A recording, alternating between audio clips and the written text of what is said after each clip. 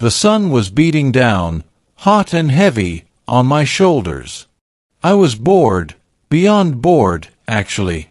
Here we were, my family and I, on some educational trip to Washington, D.C., and all I could think about was getting back to my phone and away from my mom's endless historical facts.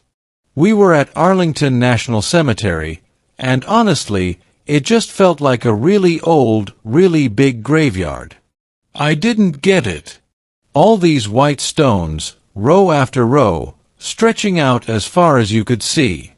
It was supposed to be moving, I guess, but I just felt hot and annoyed. Then we got to the tomb of the unknown soldier. Mom had been talking it up for days, about the silence, the reverence, the soldiers who guard it no matter what. I braced myself for another lecture. But when we arrived, it was actually different. There was a crowd, a lot of people, all standing quietly. And there he was, the tomb guard.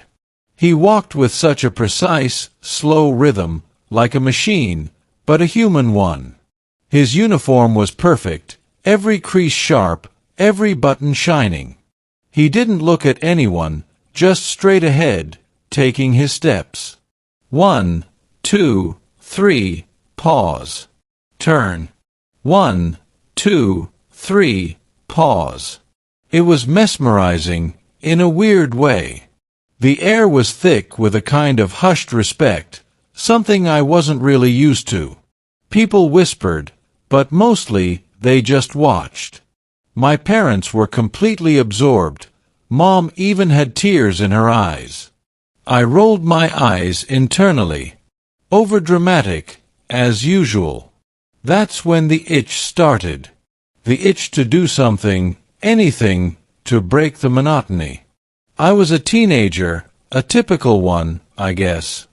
I loved pushing boundaries, getting a reaction. It felt good, a little thrill. I'd spent my whole life feeling like I needed to make a mark, even if it was just a small, stupid one.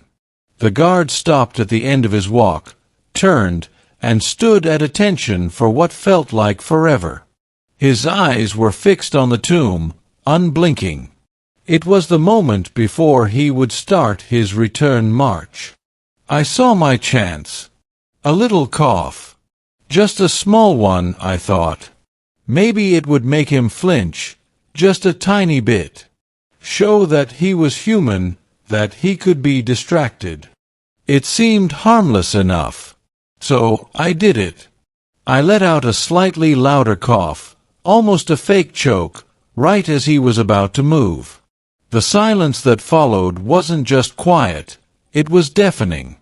Every single person in that crowd turned to look at me. And then, slowly, deliberately, the tomb guard turned his head.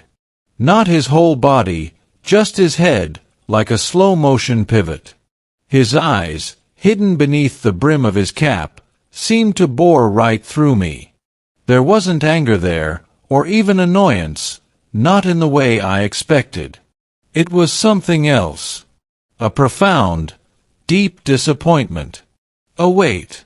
And in that instant, I felt it. A hot flush of shame that started in my chest and rushed all the way to my ears. My heart started pounding, not with the thrill I expected, but with a sudden, sickening regret. I saw my mom's face, pale and horrified. My dad was shaking his head slowly, a look of profound sadness on his face. The guard held my gaze for what felt like an eternity, but was probably only a few seconds. He didn't say a word. He didn't have to. His silence, his unwavering stare, spoke volumes.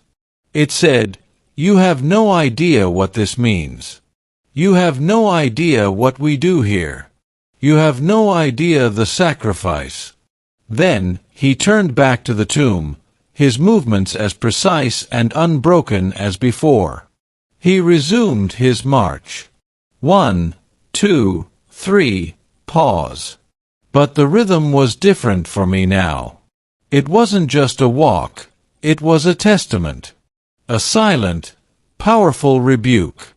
I wanted to disappear. The heat of the sun felt like a spotlight on my stupidity.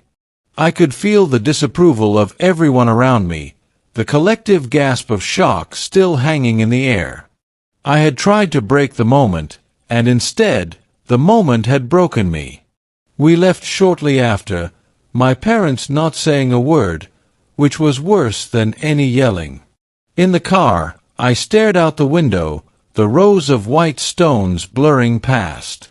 I thought about the men and women buried there, the soldiers who had given everything.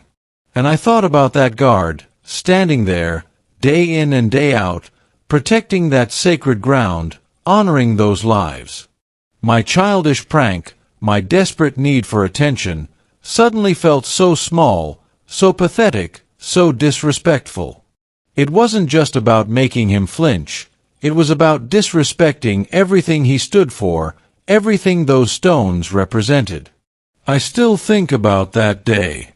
The way the sun beat down, the profound silence, and the piercing gaze of that soldier.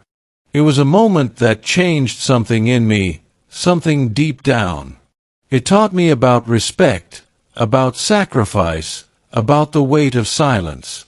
And it taught me that some lines, once crossed, leave a scar. And sometimes, those scars are exactly what you need to grow.